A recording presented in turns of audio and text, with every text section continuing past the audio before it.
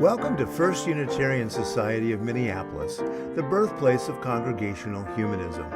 We carry on that tradition of free thought today, dedicated to promoting a free search for truth, meaning, and justice. Our web address is firstunitarian.org. I'm David Breeden, Senior Minister. Welcome.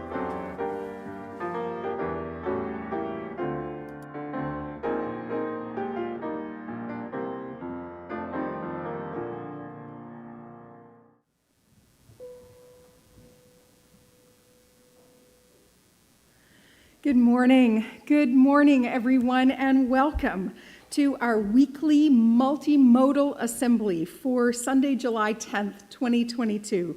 Whether this is one of your first visits or you've been with us many times, we are so glad that you are here as a part of this gathered community.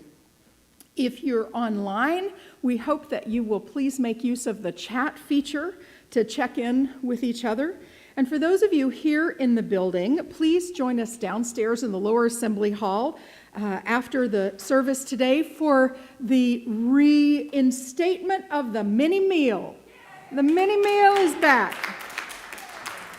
Big thanks to our kitchen crew downstairs, led by Dave Lessler and all the other folks who are working downstairs. Really grateful for for making delicious things for us. Today we have baked French toast, ginger and garlic curry on rice, gluten-free double chocolate brownies, and at the kids' first table, potato triangles and meatballs. Yum, yum. I want to let folks know that after assembly today, there are two things that you may want to participate in, both at noon after you grab a little bite downstairs. One is the men's group for any male-identified folks in the congregation who would like to join together for collegiality and support and fellowship. That's going to be both in person and online. In person, down this hall here at the end of the hall in the circle room, almost the end of the hall. And online, sometime during assembly today, they'll put the link in the chat for that. And Nick Rouse, wave your hand here. Nick is doing some leadership for this group, so if you have any questions at all, check in with Nick, and he'd love to tell you about that. Also at noon today is our Welcome to FUS session. If you're new around here and you want to learn more about what's going on, you are most welcome to join us either in person in my office or online. And I'll get that link into the chat before the assembly's over as well. All right. Downstairs, you can sign postcards at the Active Voices table. Today, we're encouraging biking and helping to prevent algae blooms. Important work. Next Sunday, July 17th, is the March for Reproductive Freedom in St. Paul. FUS will be live at the march and in person here in the Assembly Hall. This is going to work. We're going to make it work.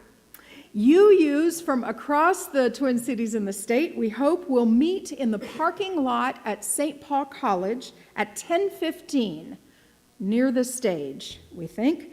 More details about the location will be in the upcoming Friday email. And then we will march from St. Paul College to the Minnesota State Capitol to hear speakers and shout our outrage and our commitment to making reproductive health accessible to everyone.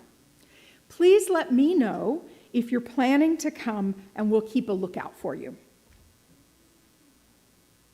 Our theme this season is the light of summer, finding rest, wonder, and joy. And today we're talking about words to live by and finding resistance in humor. Knock, knock. Weekend. We can do anything we want. Come, let us gather in community.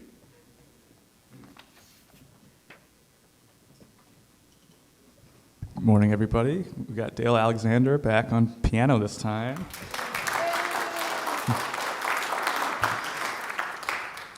I know when he plays the drums, it's harder, without the piano, he's harder to recognize.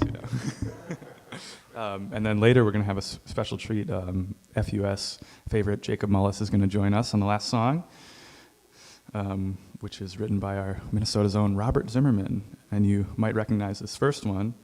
And the middle one is a great jazz ballad by Horace Silver, the great jazz pianist.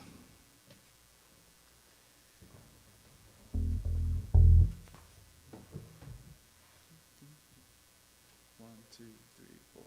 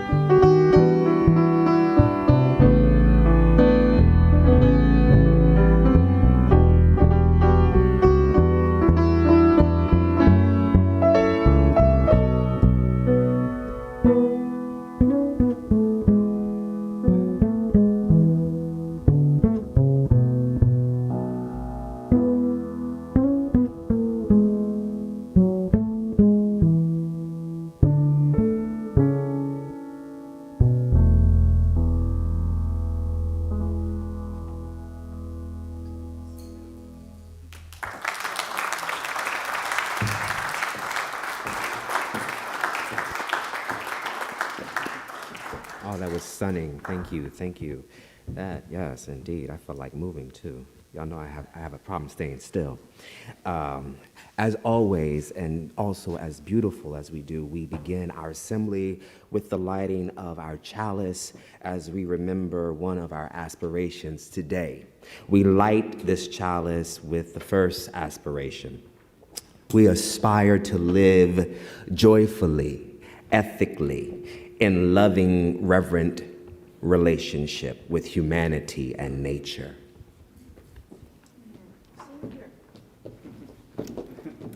We're going to sing, and it's going to take both of us to help lead this song. Oh, yes, yes. That's right. Here, I'm going to give you want that? I like this. All right. I like this. We are going to sing Now Let Us Sing. See how that works? This is number 368 in your gray songbook, and it'll also show up here. And you know there are two parts to this, so we're going to divide it right down the middle, all right? This side over here is going to sing with Jay, and this side over here is going to sing with me, all right? And we'll get it going. Y'all, we've sung this before. Let's give it some gusto. Okay. Okay? Ooh.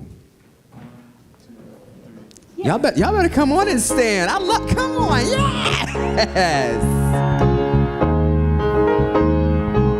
Now let us sing. Now let us sing, sing, sing, sing. Now let us sing, sing, sing, sing. Let up your voice, be not afraid. Now let us sing to the power of the faith within. Now let us sing, sing, sing, sing. Now let us sing, sing, sing, sing. Lift up your voice, be not afraid.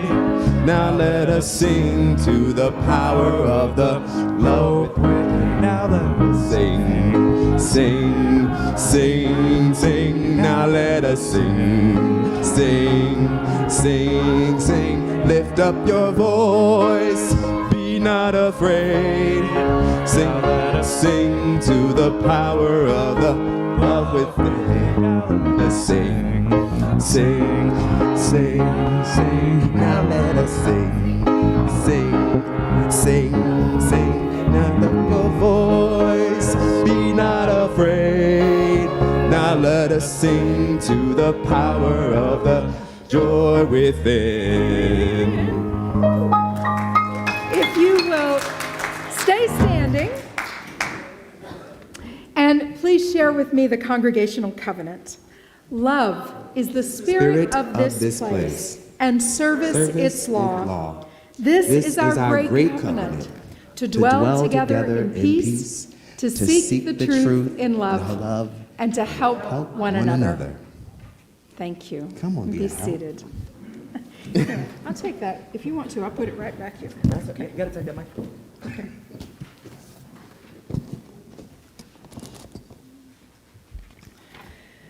All right. First Unitarian Society has survived and thrived for 141 years because of the dedication and generosity of its members and friends. You provide the time, the talent, and treasure that makes us a beacon of congregational humanism, not just in this city, not just in this county and state, but truly in the world. Your continuing support is needed now more than ever. And if you'd like to contribute today, there are several ways to do so. You can either do so via our website at firstunitarian.org, on the PayPal or the Vanco mobile app, by using our electronic kiosk downstairs, by stopping off in the office with a check. Heck, you can just scatter cash along the floor. We don't care. There are plenty of ways for you to support, and every little bit helps. And we know that it is time, talent, and treasure that make this place go. Thank you for your support in any amount that makes the work of First Unitarian Society possible, both within and beyond these walls.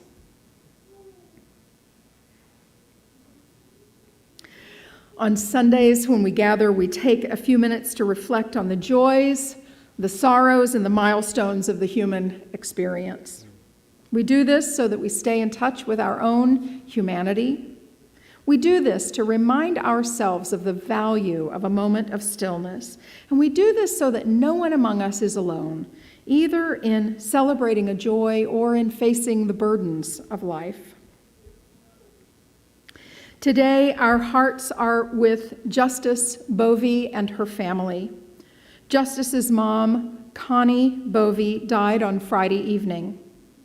Justice shared that Connie was an avid piano player, and her faith and her belief in her fundamentalist version of the Christian God meant more to her than anything else. She was born in New York, grew up in Washington, and was the second of 6 daughters. She was very active in her church, whether it was in Utah or Alaska.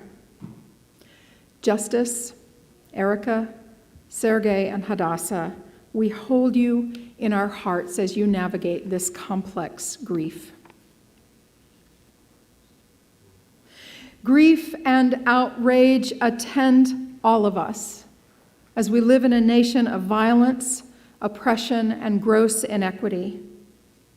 We come together to take solace in the goodness of each other, to recognize that our lives are connected one to another, both within and beyond this congregation, and to recognize a seed of hope in our collective energy and our commitment to the flourishing of all beings. We now take a moment of silence to reflect on the challenges and heartbreak going on in our world and in our lives. And we think with gratitude of all those who are living lives of justice, service, and compassion.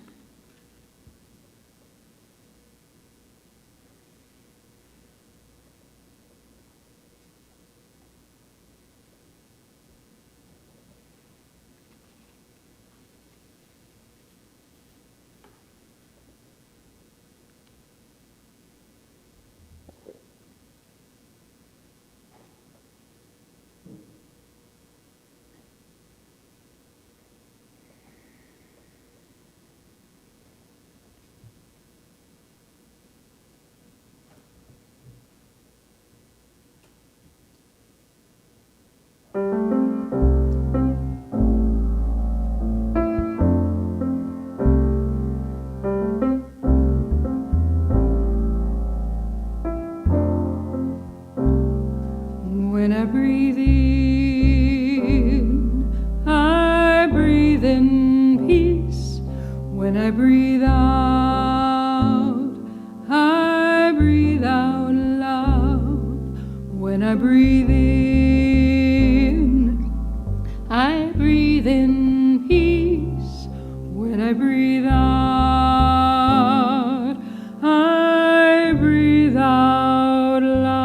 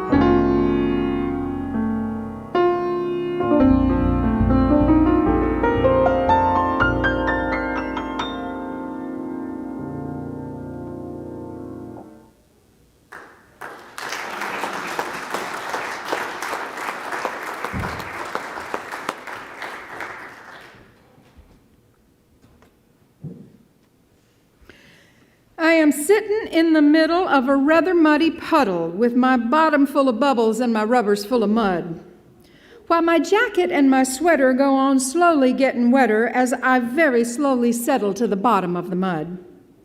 And I find that what a person with a puddle round her middle thinks of mostly in the muddle is the muddiness of mud. This ditty by the Canadian poet Dennis Lee captures the dual nature of our presentation today: silliness and also some poetry, some words to live by, swirl together here today. A departure from our typical analytical headiness. It's an invitation to drop from our heads into a space that is more emotional, perhaps reactive, just letting us be. At my request, you have sent in some poetry, words that are meaningful to you when times are tough, and times are indeed tough. We may feel like the wheels are coming off the wagon of our society. I don't need to recite for you the daily assault in the news. So today is a little talk to take about a couple of options when we're in the muddy puddle, about how we might engage inspiring poetry, whether reading it or writing it, to soothe an internal or an external hurt, and or to seek out humor as a salve and a corrective. The past, the present, and the future walk into a bar. It was tense. Good, groans. Groans are good. Jay will share some of the poems that you've sent in. Jay, will you come and share with us? I've got it right here if you want it.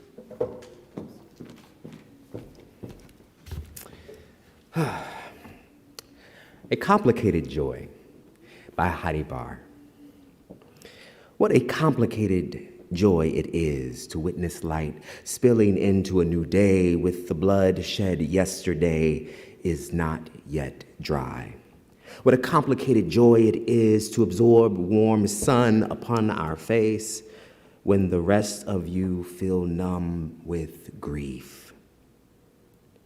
What a complicated joy it is to notice a butterfly's delicate beauty keeping company with overripe fruit, entering a season of decay. What a complicated joy it is to be wholly alive on this hurting earth, each day a new union of sunlight and shadow. Oh, complicated joy. Oh, complicated grief. Oh, how much beauty and terror there is to behold in the world. My husband Mike has been remembering the Oliver Wendell Holmes Sr. long epic poem, The Wonderful One-Hoss Shay. It refers to a simple carriage, a one-horse chaise, right? And it's a satire on the breakdown of Calvinism in New England. In it, a religious man, a deacon, constructs a fine carriage, and it lasts perfectly for 100 years. And then all at once, everything breaks down. The wheels come off, the seat breaks, the harnesses become tattered, it all goes to pot. As the great Moms Mabley said, it ain't no disgrace getting old, but it sure is inconvenient. Maybe you see why Mike has been thinking about this one-hoss shay, how even things that once ran smoothly break down, including our bodies, our loved ones, our pets. Here's a piece written by FUS member Patty Dorff after her beloved dog died. Patty's here.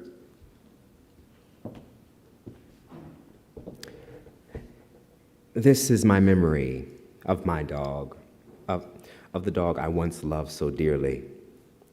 Mischief, a dog known as Missy. I loved her.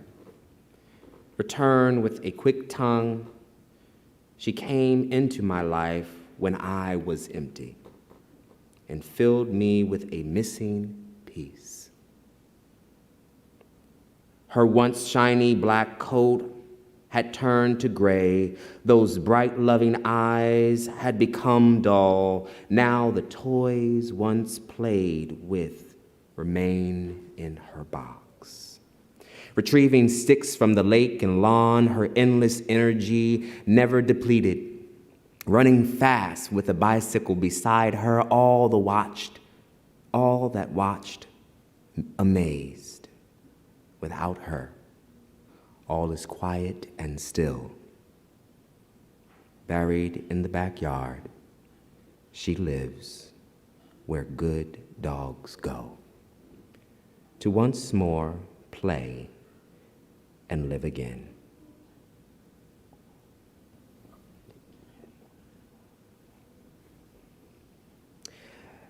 When the unspeakable happens, poets give shape to thoughts that threaten to overwhelm us. Here is Amanda Gorman wrote on the occasion of the mass shooting of elementary school students in Uvalde. Thank you. I was like, whew, Uvalde, Texas. Hymns for the hurting. Everything hurts. Our hearts shadow and strange. Minds made, muddied, and mute. We carry tragedy and terrifying and true. And yet none of it is new. We knew it as home, as horror, as heritage. Even our children cannot be children, cannot be. Everything hurts. It's a hard time to be alive and even harder to stay that way. We're buried to live, we're burdened to live out these days, while at the same time blessed to outlive them. This alarm is how we know we must be altered, that we must differ or die, that we must triumph or try. Thus, while hate cannot be terminated, it can be transformed into a love that lets us live. May we not just grieve, but give. May we not just ache, but act. May our signed right to bear arms never blind our sight from shared harm. May we choose our children over chaos. May another innocent never be lost. Maybe everything hurts, our hearts shadowed and strange, but only when everything hurts, may everything change.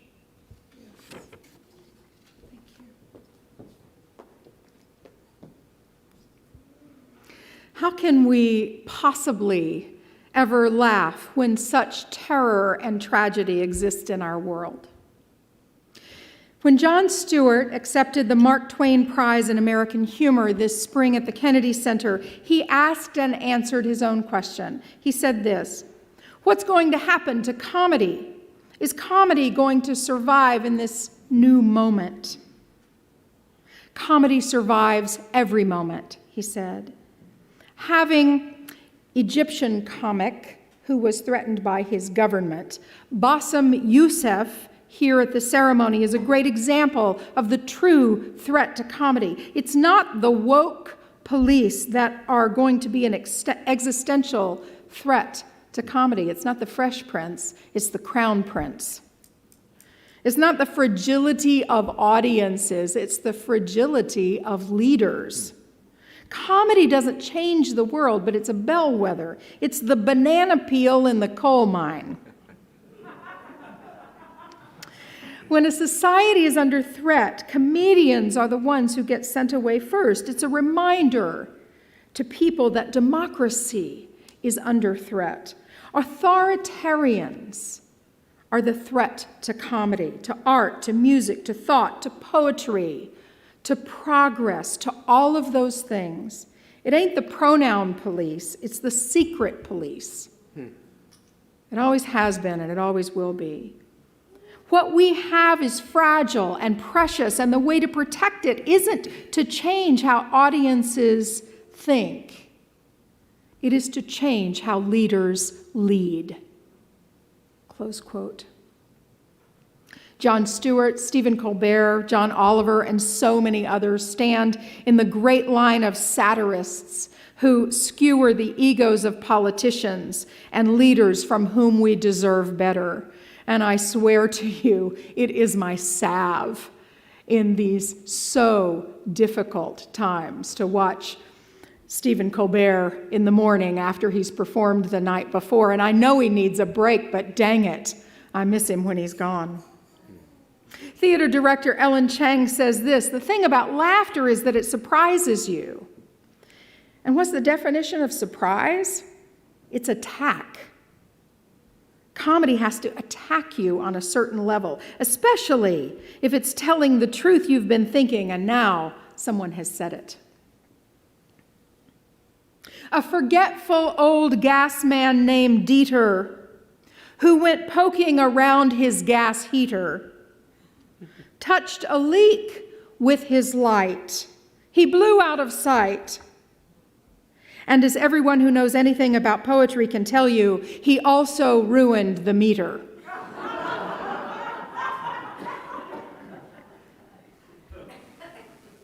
See, silliness in the midst of pain. Jay, here are a couple of readings for you to share. Okay.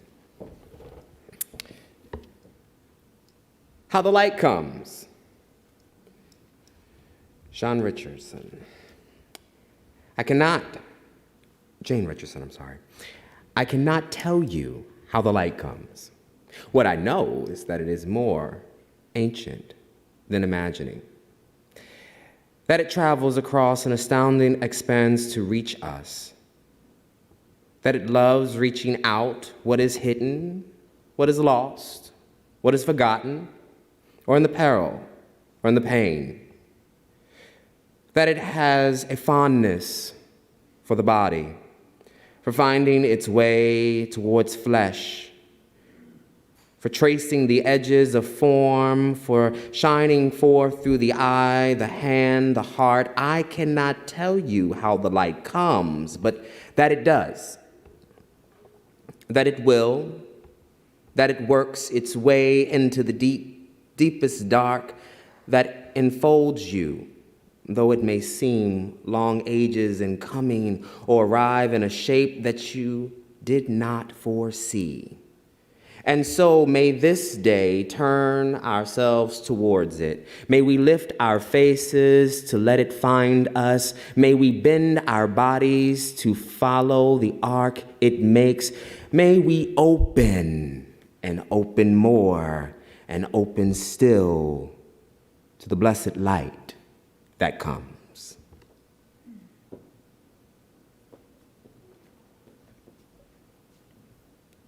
We need the lightness of laughter to balance the evil of the world. Here's a poem from Rabbi Chaim Stern. When evil darkens our world, let us be the bearers of light. When fists are clenched in self-righteous rage, let our hands be open for the sake of peace. When injustice slams doors on the ill, the poor, the old, and the stranger, let us pry the doors open. When shelter is lacking, let us be builders. Where food and clothing are needed, let us be providers. Where knowledge is denied, let us be champions of learning. When dissent is stifled, let our voices speak truth to power. When the earth and its creatures are threatened, let us be their guardians. When bias, greed, and bigotry erode our country's values, let us proclaim liberty, liberation throughout the land. In places where no one acts like a human being, let us bring courage. Let us bring compassion. Let us bring humanity. And I will add, let us bring laughter. How many Catholics does it take to change a light bulb? None. We use candles. How many Lutherans does it take to change a light bulb? 3.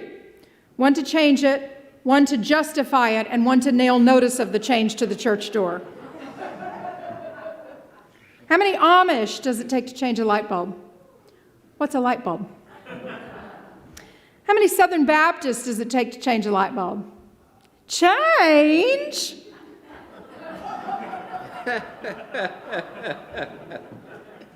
How many Episcopalians does it take to change a light bulb? 10. 1 to call the electrician, and 9 to say how much we like the old light bulb better.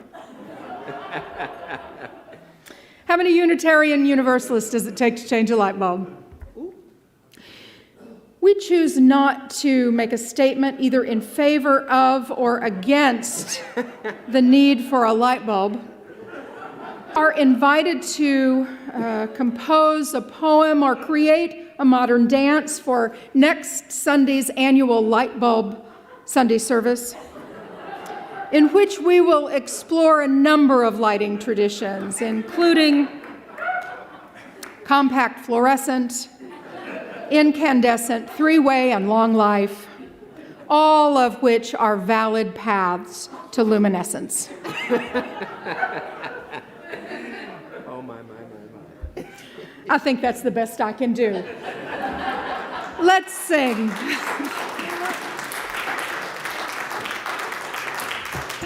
Our closing song is number 1008 in the Teal Songbook, When Our Heart is in a Holy Place.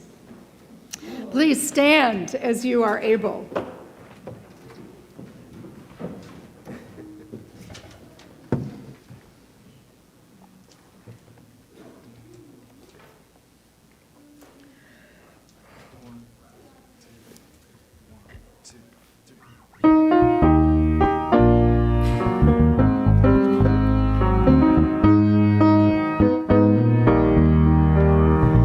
When our heart is in a holy place,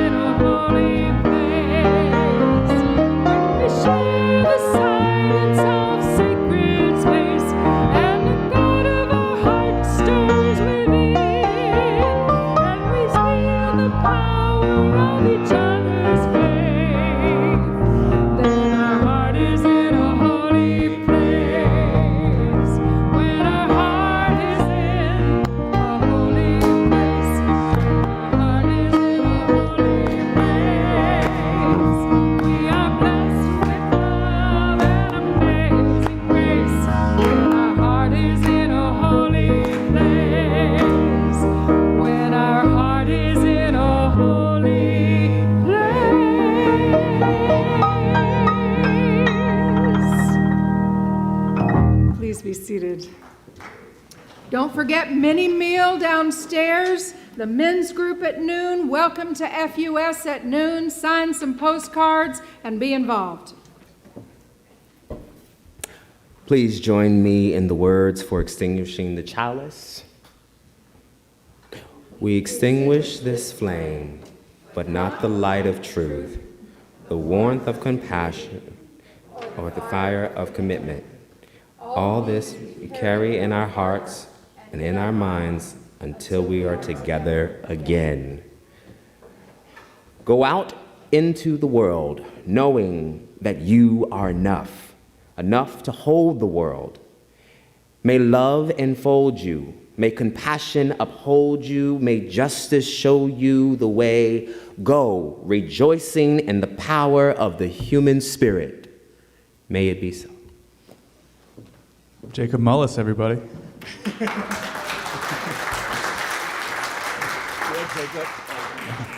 That was a very showbiz entrance. I was running because I was like, oh no, I gotta get up there.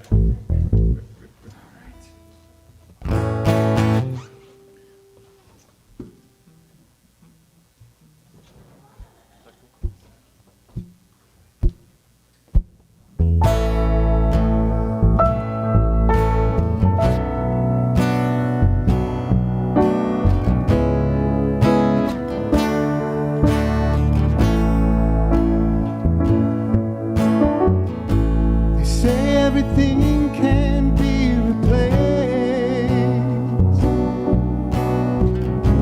They say every distance is not near. So I remember every face of everyone who put me here. I see the light come shining from the west down to the east.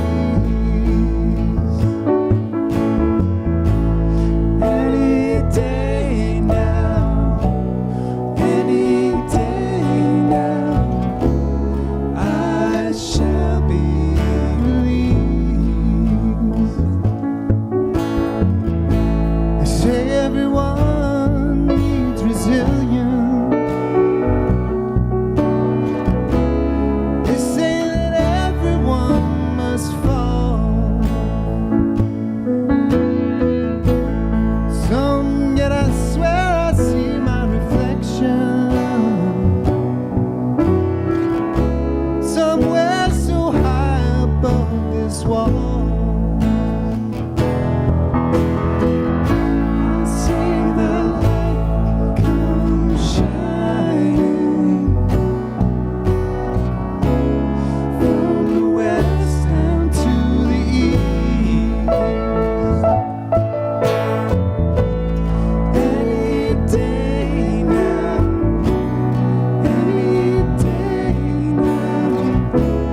I shall be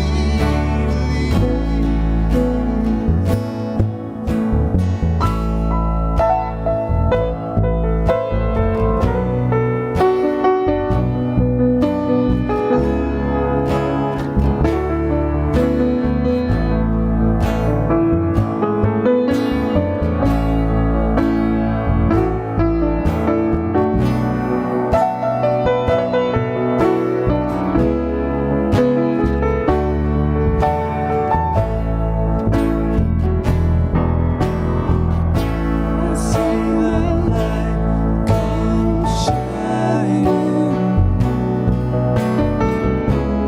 from the west down to the east. Any day now,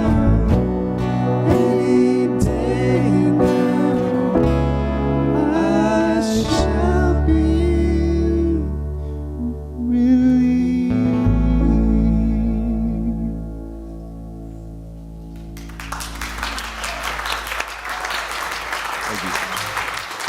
Jacob Mullis, Dale Alexander.